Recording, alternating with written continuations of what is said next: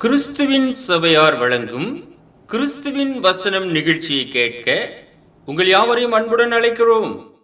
கிறிஸ்துவின் வசனம், இது கிறிஸ்தவர் கீதம். பரிசுத்த வேதம் பறைசாற்றும் வசனம், கிறிஸ்துவின் வசனம், இது கிறிஸ்தவர் கீதம். கிறிஸ்துவின் சபையார் வாழ்த்தி வழங்கும் கிறிஸ்துவின் வசனம், இது கிறிஸ்தவர் கீதம். கிறிஸ்துவின் வசனம், கிறிஸ்துவின் வசனம். வேதாகம ஆராய்ச்சி நேரத்திற்கு உங்களை வரவேற்கின்றோம். Welcome to the Bible study R.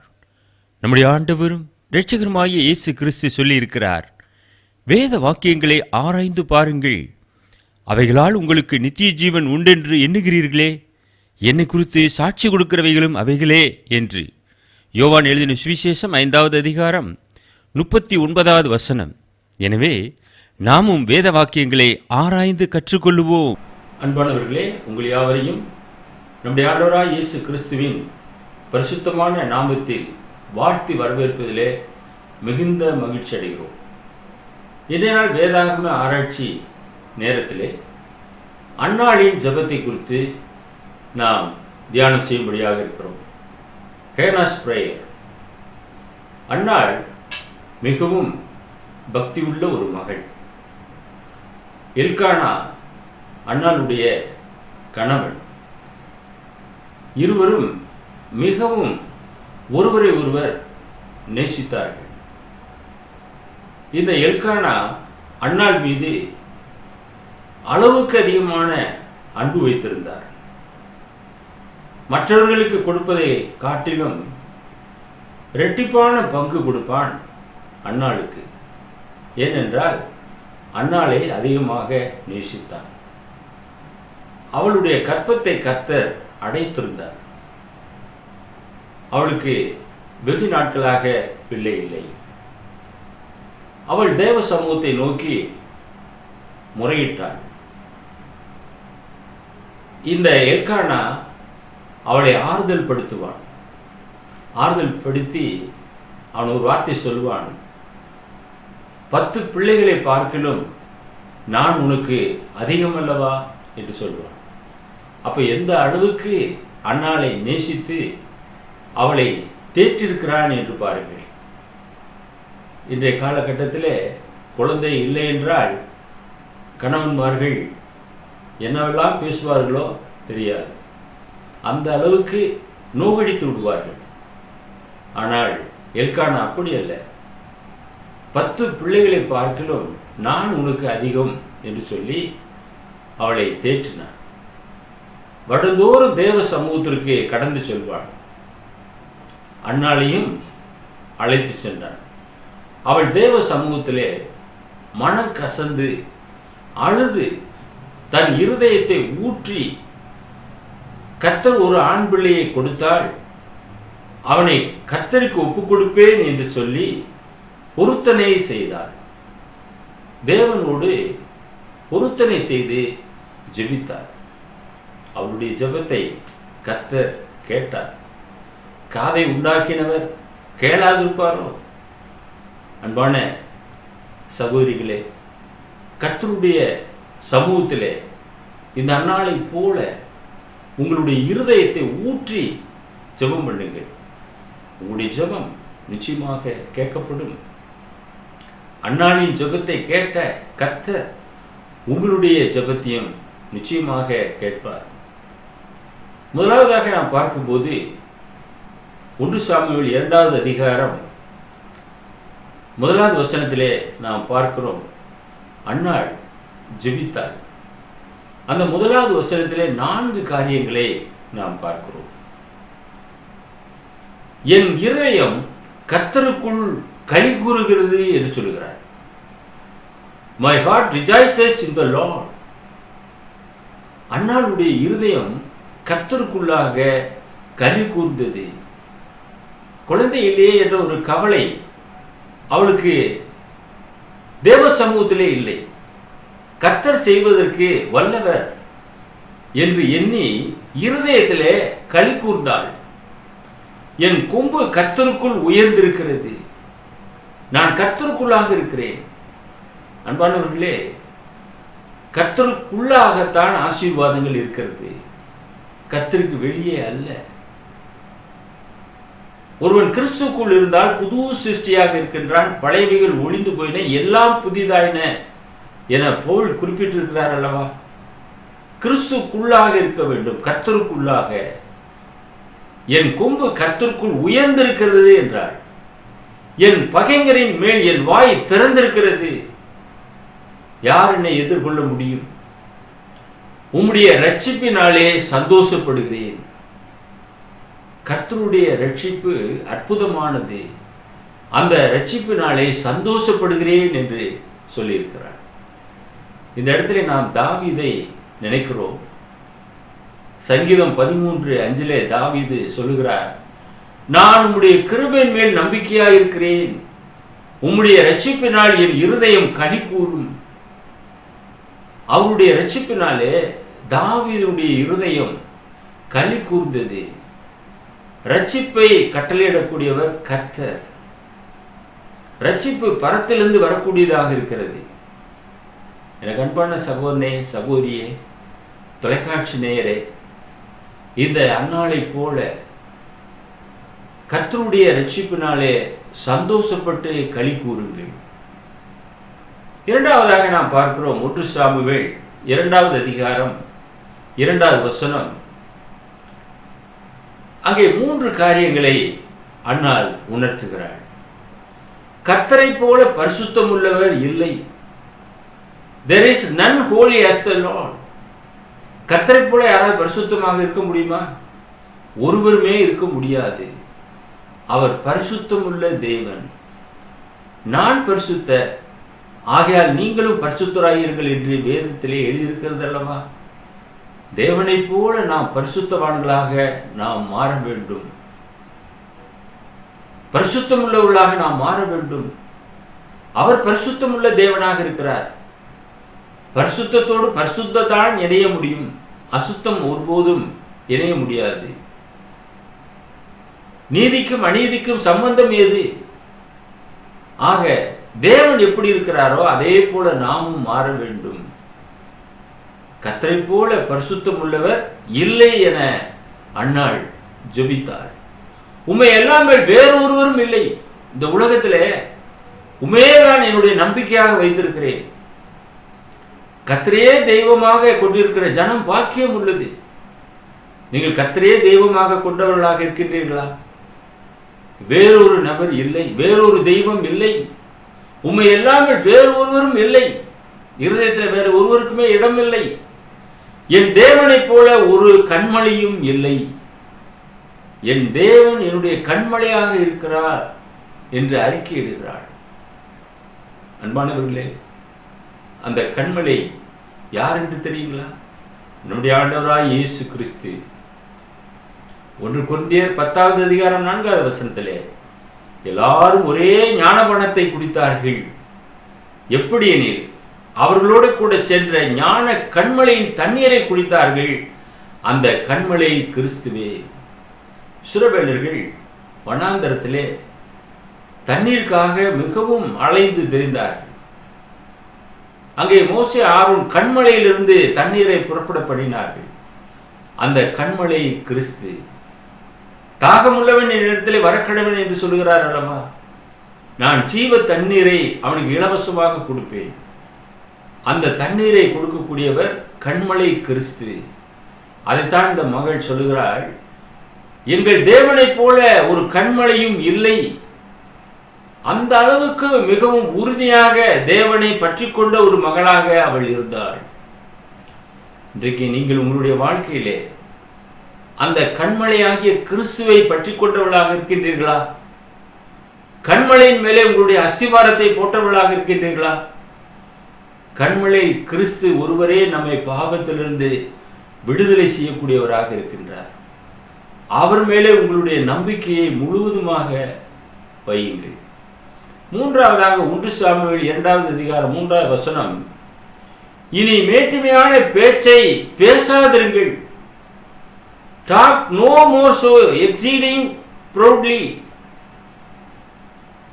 பெருமையான பேச்சு, மேட்டுமையான பேச்சு, இவைகளை பேசாதிருங்கள். அகந்தையான பேச்சு உங்கள் வாயிலிருந்து புறப்பட வேண்டாம். மேட்டுமை உள்ள எவனுக்கும் கர்த்தர் எதிர்த்து நிற்கிறார். தாழ்மை உள்ளவர்களையோ அவர் நோக்கி பார்க்கிறார். மேட்டுமையானவருடைய ஜெபம் நிராகரிக்கப்படுகிறது. பரிசேயனுடைய ஜெபம் நிராகரிக்கப்பட்டது.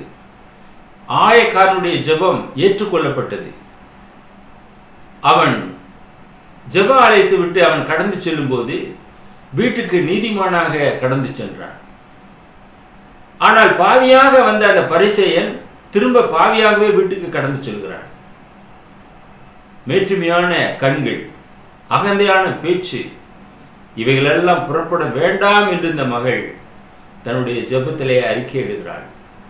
கர்த்தர் ஞானமுள்ள தேவன். அவர் செய்கைகள் யதார்த்தம் அல்லவோ? தேவன் ஞானமுள்ள தேவனாக இருக்கிறார். அவருடைய செய்கைகள் எல்லாமே யதார்த்தமாக இருக்கிறது.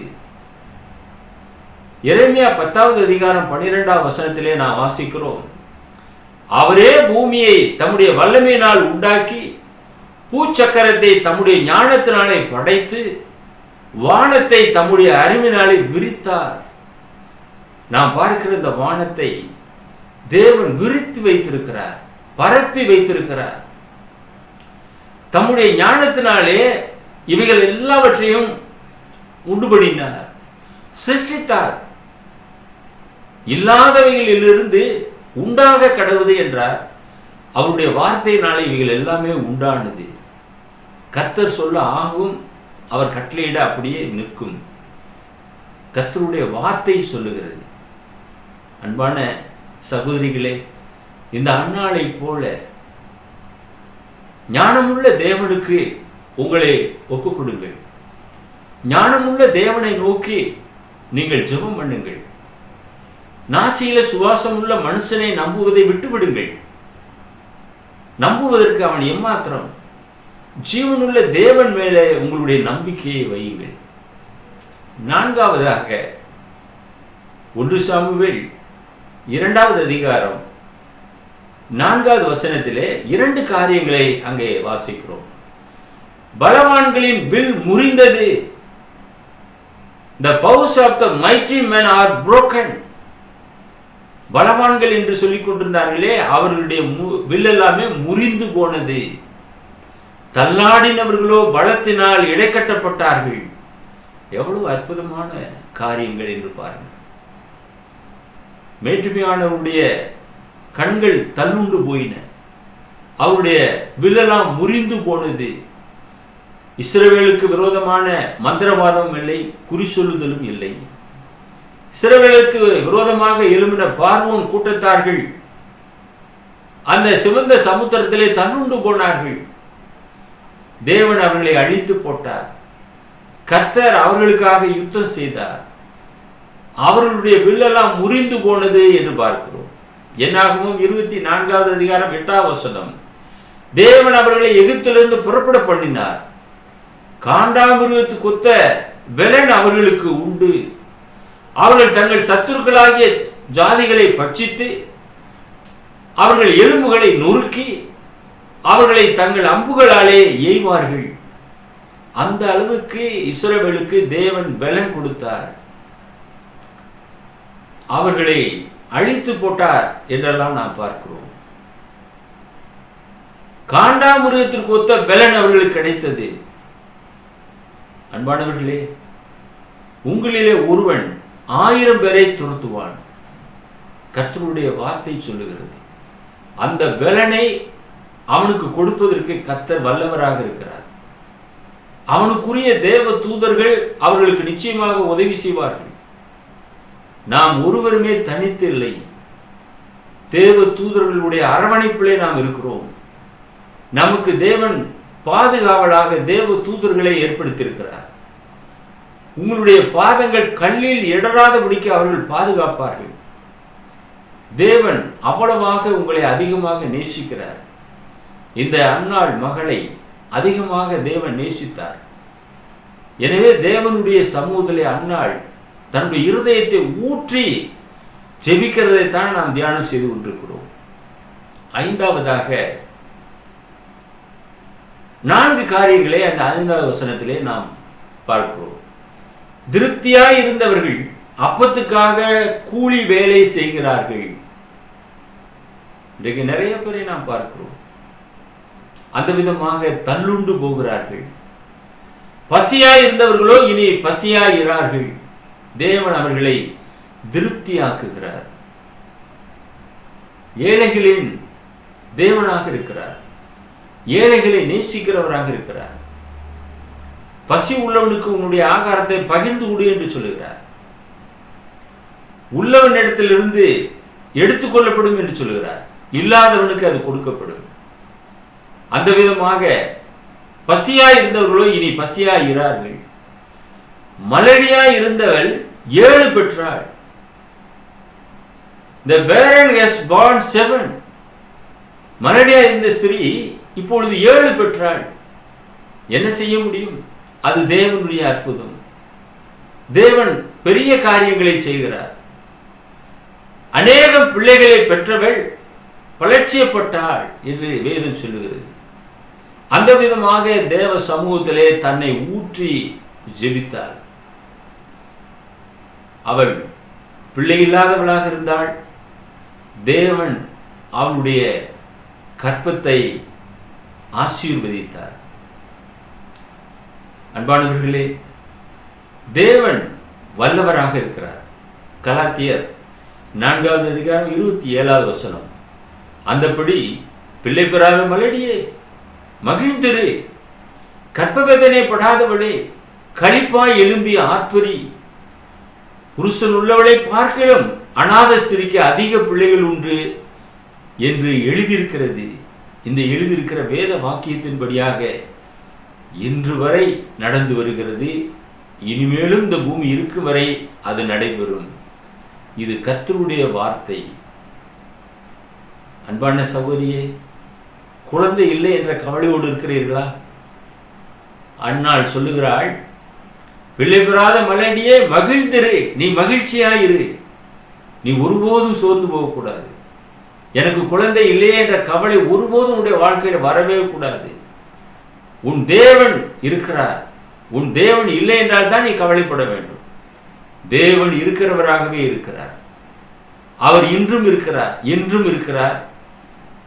நேற்றும் இன்றும் என்றும் இயேசு கிறிஸ்து மாறாதவராக இருக்கிறார். உங்களுடைய வாழ்க்கையிலே பெரிய காரியங்களை கர்த்தர் செய்வார். நம்பிக்கையோடு இரு, மகிழ்ந்திரு. ஒவ்வொரு நாளும் கற்ப வேதனை படாதவளே களிப்பாய் எழும்பி ஆர்ப்பரி.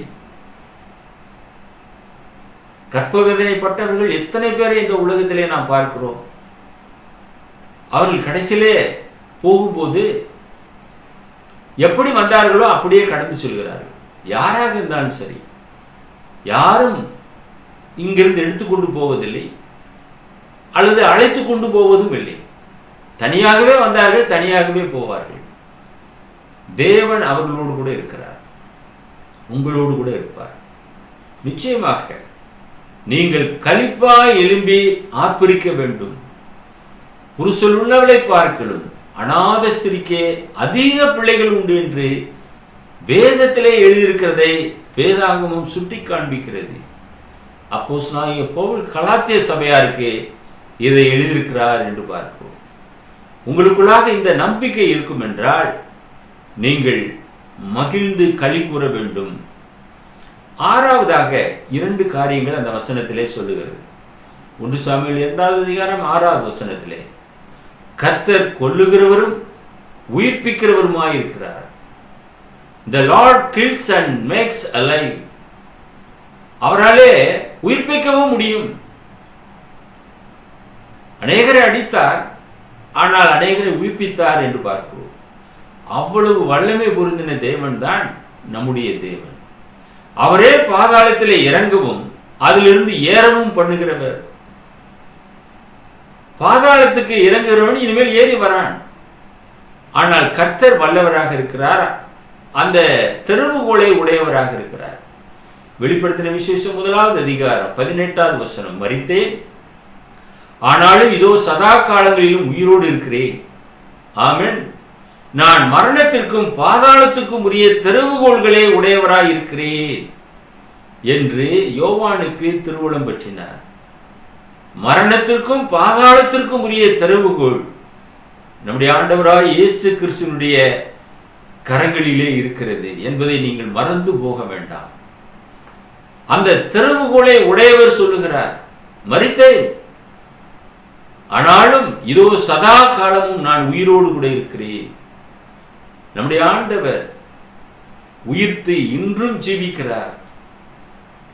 மீண்டுமாக நம்மை சந்திக்க வரப்போகிறார். அவரை சந்திக்க நாம் ஆயத்தப்பட வேண்டும். அவர் ஒருவரே கொல்லவும் உயிர்ப்பிக்கவும் வல்லவராக இருக்கிறார் என்பதை மறந்து போக வேண்டாம். 7வது காரியம், 2 காரியங்களை அன்னாள் ஜெபத்திலே குறிப்பிட்டிருக்கிறார். 1 சாமுவேல் 2வது அதிகாரம் 7வது வசனம், கர்த்தர் தரித்திரம் அடைய செய்கிறவரும் ஐஸ்வர்யம் அடைய பண்ணுகிறவருமாயிருக்கிறார். அவர் தாழ்த்துகிறவரும் உயர்த்துகிறவருமாயிருக்கிறார். He brings low and lifts up. அவரே தாழ்த்தவும் முடியும், உயர்த்தவும் முடியும். அவரிடத்திலே வல்லமை இருக்கிறது. 5 தாளந்து உள்ளவன் 5 தாளந்தை சம்பாதித்தான். 2 தாளந்து உள்ளவன் 2 தாளந்தை சம்பாதித்தான். 1 தாளந்தை வாங்கினவன் ஒன்றுமே சம்பாதிக்கவில்லை.